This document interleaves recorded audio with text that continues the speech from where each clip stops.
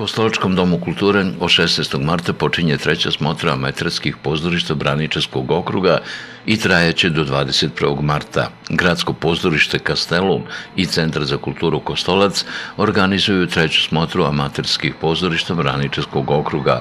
Na ovoj manifestaciji u Kostolcu će nastupiti pozorišta iz Malog Strnića, Požarevca, Požarevca, Smederevske Palanke i Velike Plane.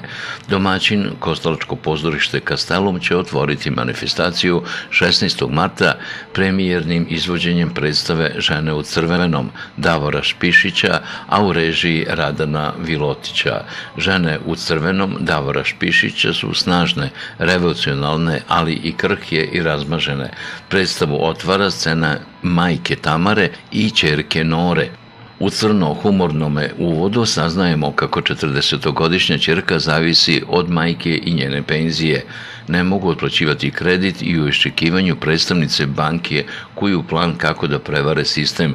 Dolaskom bankarske službenice sledi neočekivani zaplet. Majka se odlučuje na radikalnu borbu protiv sistema i korporacije. Veže službenicu Dinku, u čitavu se priču upliće pitoma policajka Anđa, te se na sceni nalaze 4 žene koje se razumeju bolje nego što bismo mogli pomisliti s obzirom na situaciju.